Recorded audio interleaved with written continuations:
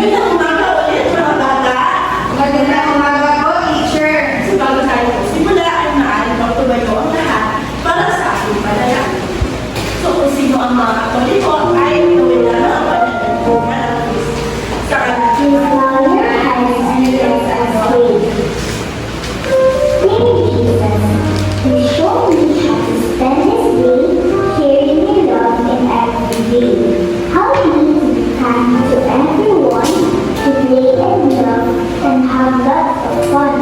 shining your light and giving your grace, sharing your joy with a smile on my face. sa ngalan ng Ama, ng Anak at sa Espiritu Santo. Amen. Magandang umaga ulit, mga bata. Magandang umaga po, teacher. So, parang wala kayong enerhiya. Kailangan na tumilat na. Sundan na lamang kung ano makikita nyo sa ating screen. Sige, gusto ko sumayaw ang lahat. Energy! Enerhiya!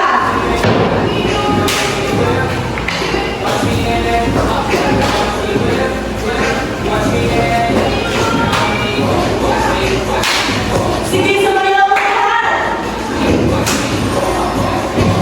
Magaling! Ako ay nagagala dahil kayo ay sumayaw lahat. Meron na ba kayong mga enerhiya, mga bata? Opo, teacher. Kaya sa pagod ito ay masaya ako. Kaya bago kayo umupo ay maaari bang pakipulot ng mga basura na makikita nyo sa ilalim ng inyong upuan at pakihanin ng mga upuan. Sa pagbilang ko na 3, 2, 1, maaari na kayo umupo. Para malaman mo kung sino ang kuliban sa ating klase nito, ay paminawag ko yung mga sabihin nyo lamang ang katagang hooray! Nagkakaintindihan ba? Opo, teacher. Okay, nandito ba si Stella?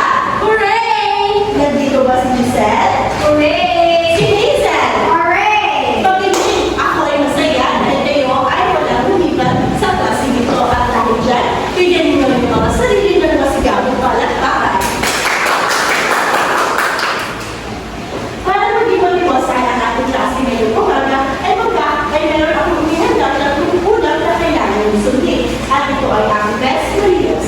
Una ay ang makinig, makilako, at magpakamait. Una ay ang Makinig. So gusto ko makinig kayo ng mabuti para makasagot kayo sa aking mga katanungan at meron kayong maiintindihan sa ating diskusyon ngayong umaga. Nagkakaintindihan ba tayo, mga bata?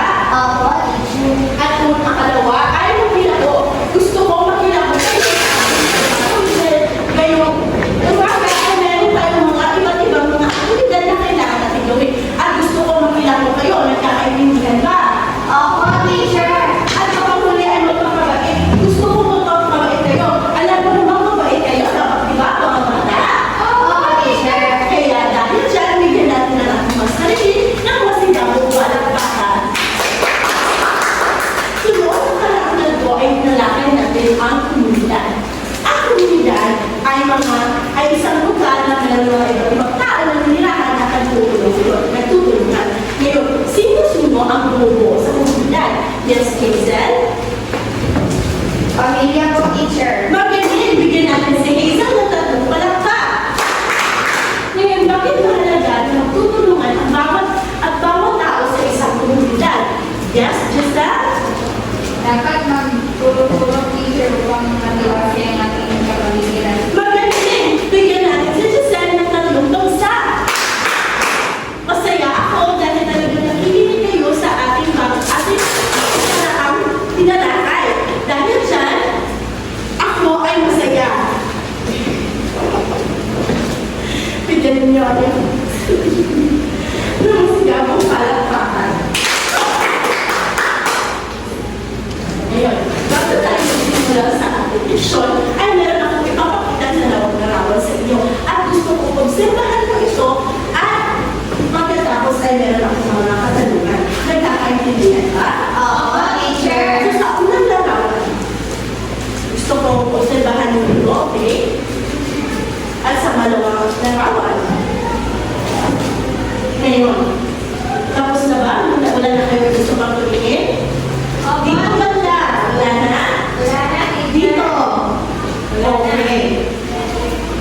Ngayon, ang aking katanungan, ano ang napapansin niyo sa dalawang larawan na aking pinagkanda?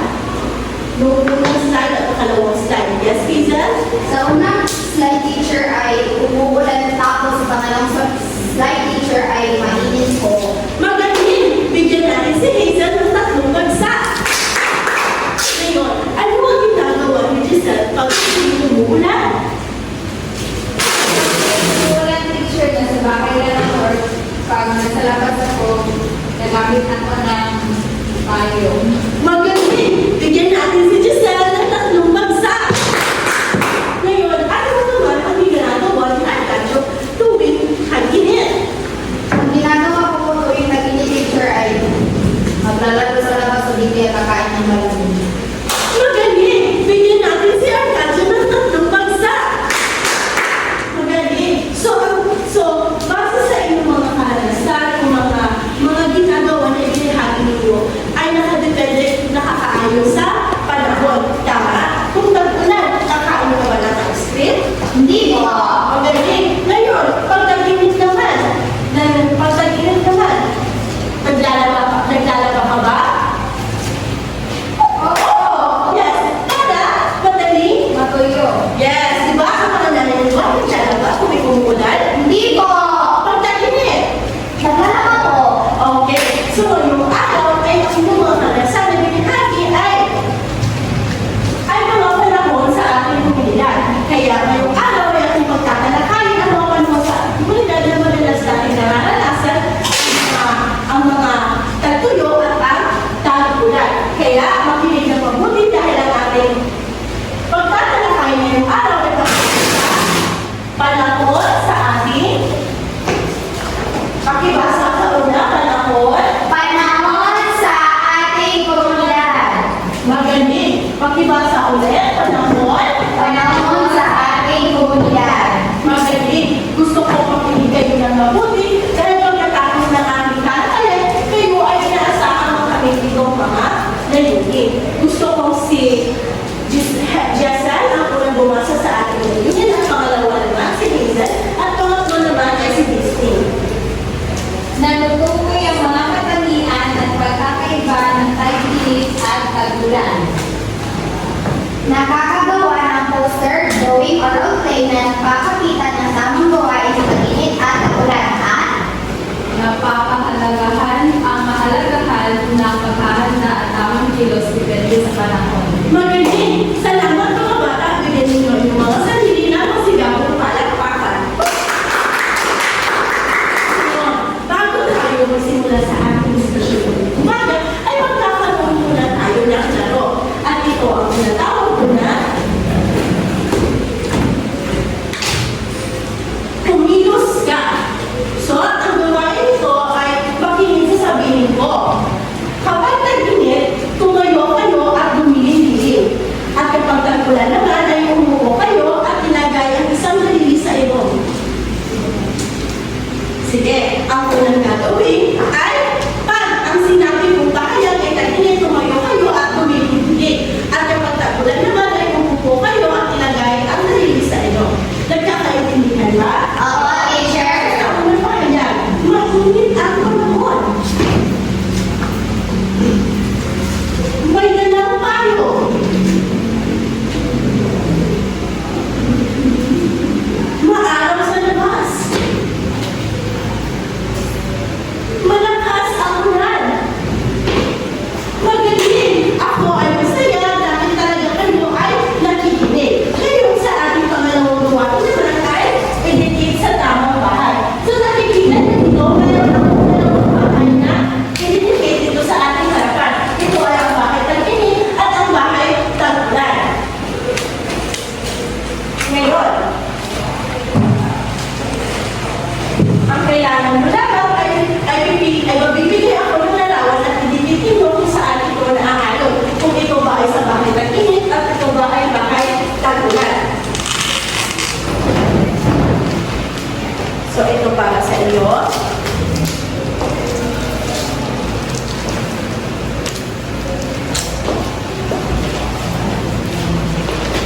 So ito ang mga tape mga bata.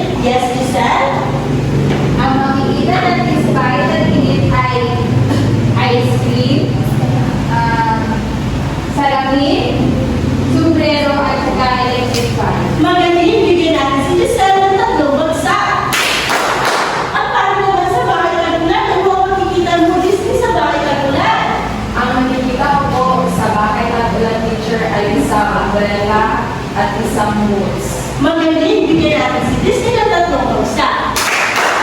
Ngayon, ano ang mangyayari pag inilagay ko ang ating ice cream sa bahay kalbunan? Pwede ba ito?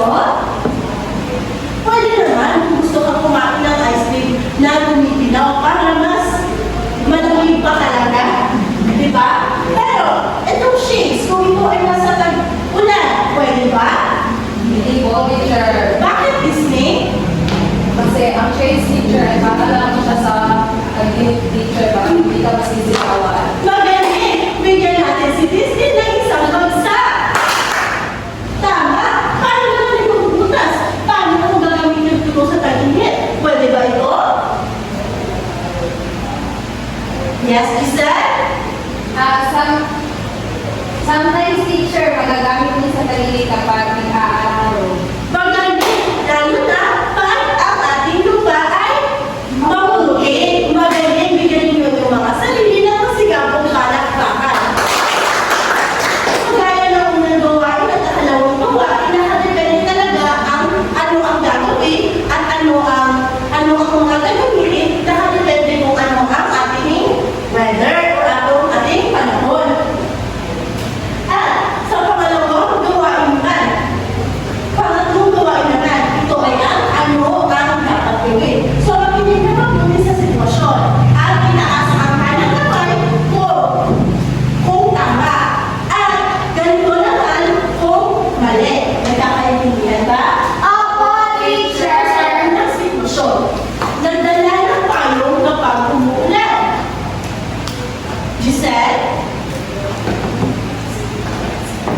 Itaas ang kanyang kamay pag ang sinabi kong sitwasyon ay tama.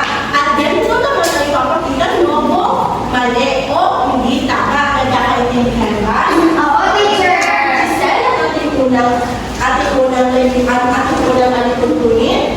Makinig. Magaling. Ngayon sa kalawang sitwasyon, naglalaro sa labas kahit malakas ang ulan. Magaling. Ngayon sa ikatatlo, nagsusuot ng mahaba na jacket kapag mainit ang panahon. Nagsusuot ng mainit na jacket kahit mainit ang panahon. Nasa bahay naman. Okay, magaling. Ngayon, naglalaro sa ilalim ng araw nang walang pahinga. Walang pahinga naglalaro sa araw ng hindi sikat ng araw. Magaling! Ako ay masaya dahil talaga kayong nakikinig at lalo kayo natutunan sa araw na ito. Kaya balikan natin ang una natin ginawa. Alam ko na talagang gumiling tumayo kayo at gumiling dahil alam niyo na ang inyong ginagawa ay para sa tag-init. At umupak-upok po kayo at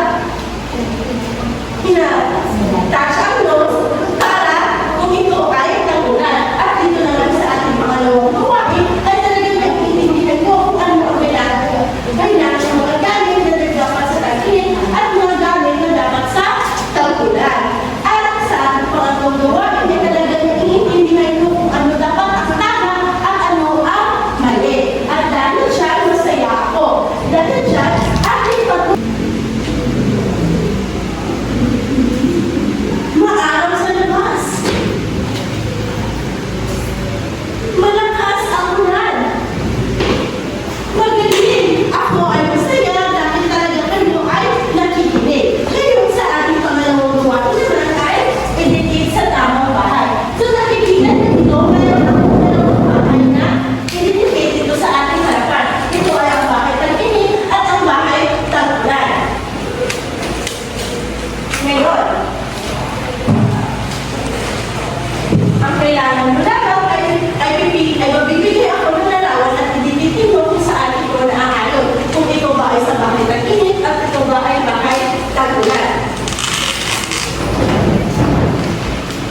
So ito para sa iyo.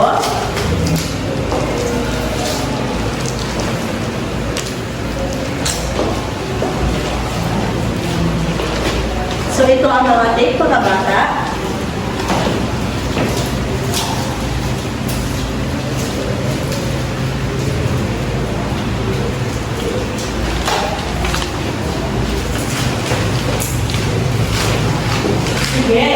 Bilisan!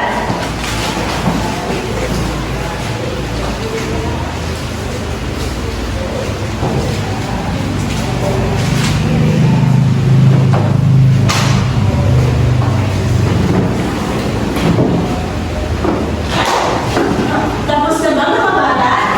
Opo, teacher! Maraming salamat mga bata dahil kayo ay lumahok sa ating mga gawain na ibigyan ninyo ang mga sarili na masigabong palakpakan. So ano ba ang mga nakikita natin sa bahay kalinit? Yes, Giselle? Ang makikita natin sa bahay kalinit ay ice cream, salamin, sombrero at saka electric fan. Magaling, bigyan natin si Giselle ng 3 bagsak. At paano naman sa bahay kagulan? Ano ang makikita mo Disney sa bahay kagulan? Ang nakikita ko po sa bahay kagulan, teacher, ay isang umbrella at isang moose. Magaling, bigyan natin si Disney ng 3 bagsak. Ngayon, ano ang mangyayari pag inilagay mo ang ating ice cream sa bahay kagulan? Pwede ba ito? Pwede naman kung gusto kang kumain ng ice cream na tumipilaw para mas malamig pa talaga. Di ba? Pero, itong shades, kung ito ay nasa tag-ulan, pwede ba? Hindi po, teacher. Bakit Disney? Kasi ang shades, teacher, ay pakala mo siya sa kaginit, teacher, bakit hindi ka masisitawan. Magaling! Bigyan natin si Disney ng isang bagsak! Tama! Paano naman ito bubutas? Paano kung gagamitin ito sa tag-init? Pwede ba ito? Yes, Giselle? Sometimes, teacher, magagamit mo sa tagilid kapag nag-aaraw. Magaling! Lalo na pag ang ating lupa ay mahulog. Magaling! Bigyan niyo yung mga sarili na masigabong palakpakan. Gaya ng unang gawain at ikalawang gawain, nakadepende talaga ang ano ang gagawin at ano ang mga gagawin, nakadepende kung ano ang ating weather o ang ating panahon. At sa pangalawang gawain naman, pangatlong gawain naman, ito ay ano ang dapat gawin. So, hindi na magbuti sa sitwasyon at itaas ang kanang kamay kung tama. At ganito naman kung mali. Nagkakaintindihan ba? Opo, Sa unang sitwasyon, nagdala ng payong kapag umuulan. Giselle? Itaas ang kanyang kamay pag ang sinabi mong sitwasyon ay tama.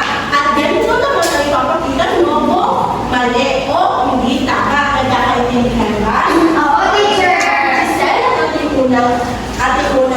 ang ating unang alituntunin. Makinig. Magaling. Ngayon, sa kalawang sitwasyon, naglalaro sa labas kahit malakas ang ulan.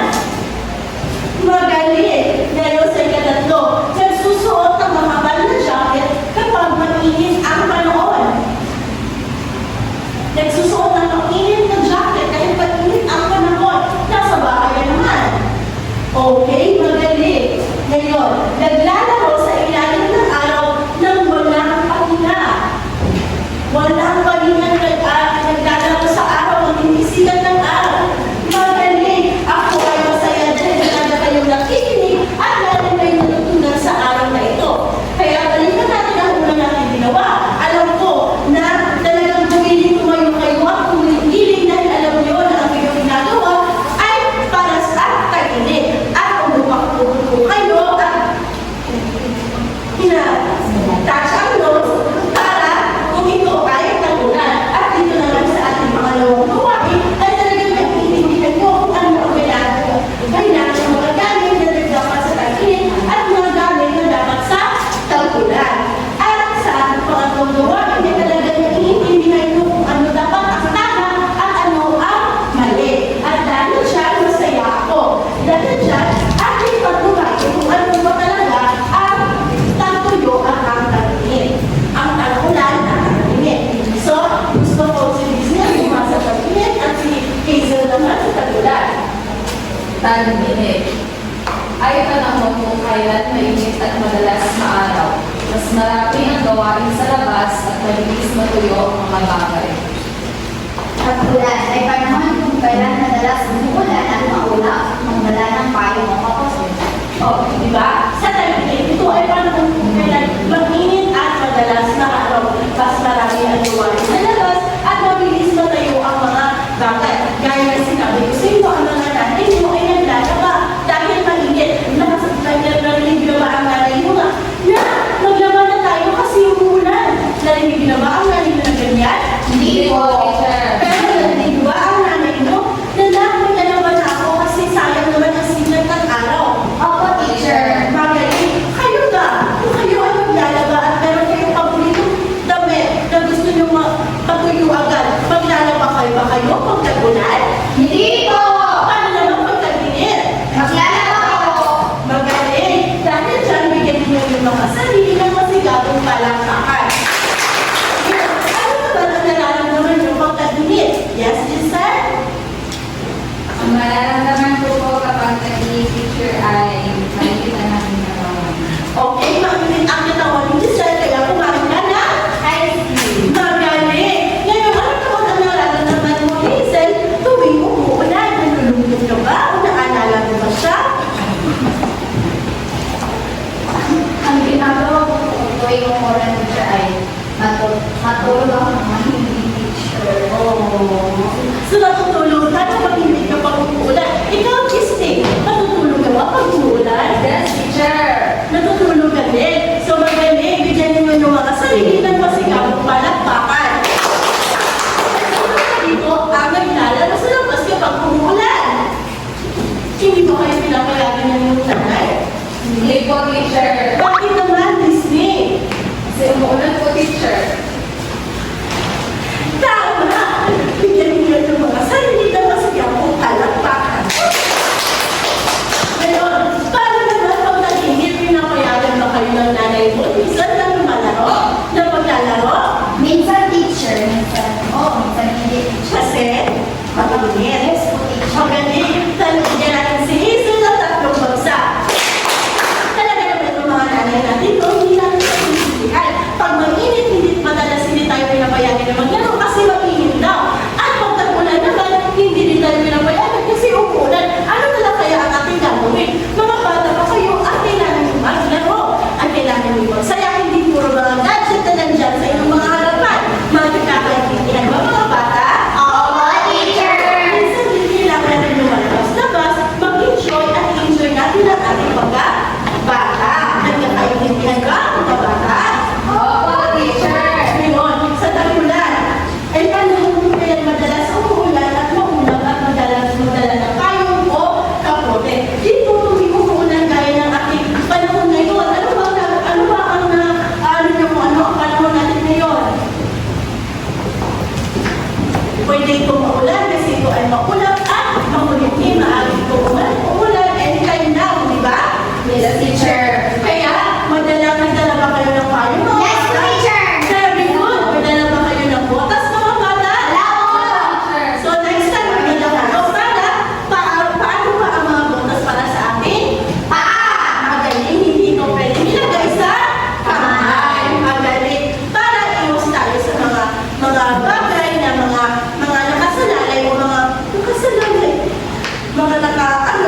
sa bahan, di ba? Kasi magkakaroon nito ng mga respiratories, hindi kasi may mga daga na nikili, di ba? Tapos kung may samad ka sa paa, tapos na ng bahan, di ba? Magkaka-infection ito. Matama ba mga bata? Opo, teacher! Kaya, dapat maging handa at alam ko kung ano ang ating panahon, di ba? Yes, teacher! Ngayon, ang aking katanungan, bakit ba mahalaga na dapat natin malaman kung ano ang ating weather ngayong umaga? Or sa mga panahon o sa ating mga araw-araw na buhay? Yes, Disney? Teacher, mahalaga po na alam natin kung ano ang panahon natin sa pang-araw-araw, teacher. Upang malaman po natin, teacher, kung ano ang dapat natin gagawin. Kung dapat na tayong magdala ng payong, kung ito ay kabinet, at kung tagulan naman, teacher, ay dapat tayong magdala ng bukas. Magaling. Bigyan natin si Disney ng tagulong sa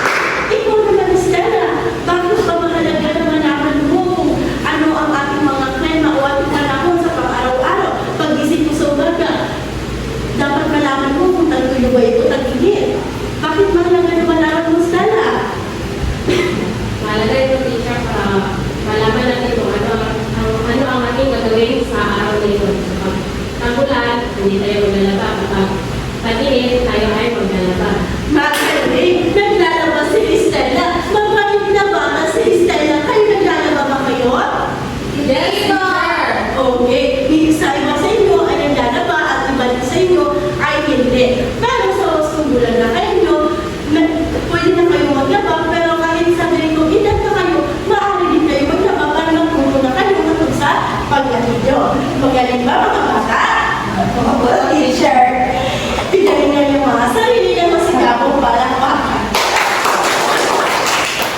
Okay, ngayon class. Mahalaga na malaman natin kung ano ang ating panahon kung ito ba ay tagtuyo, tagpit, o tagulan.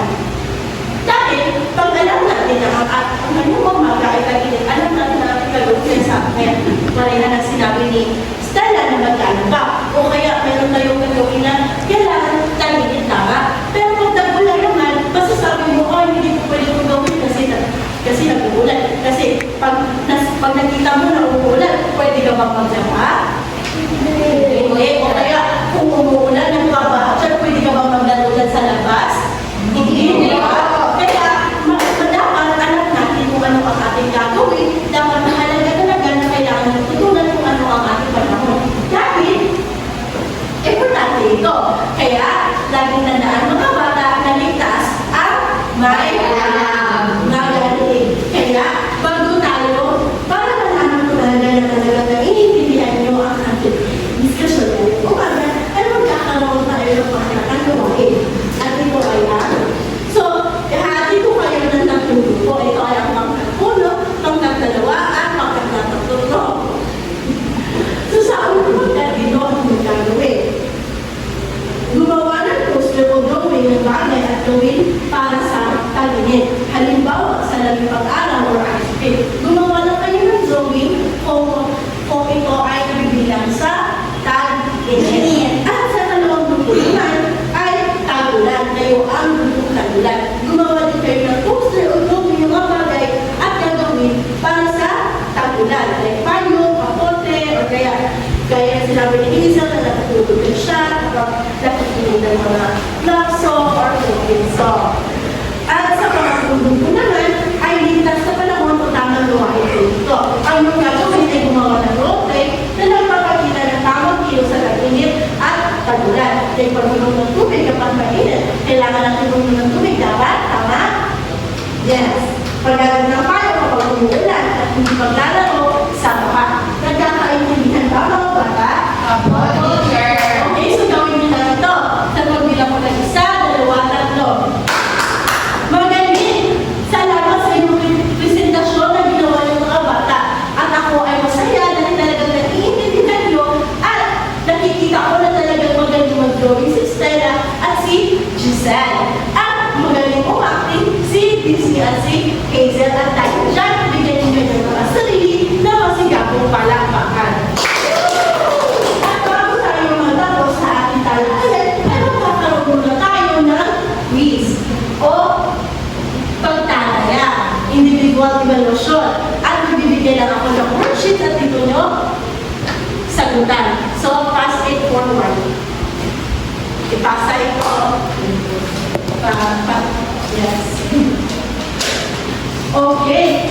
Tapos na ba mga bata?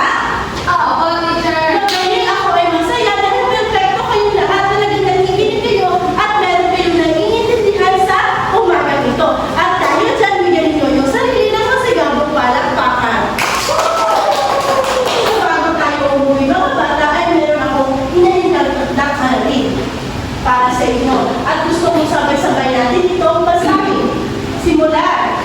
Paano to? Iguhit at kulayan ang bawat bagay sa listahan. Sa tabi ng gawin, isulat kung ito ay nag-init o babagan. Mga bata,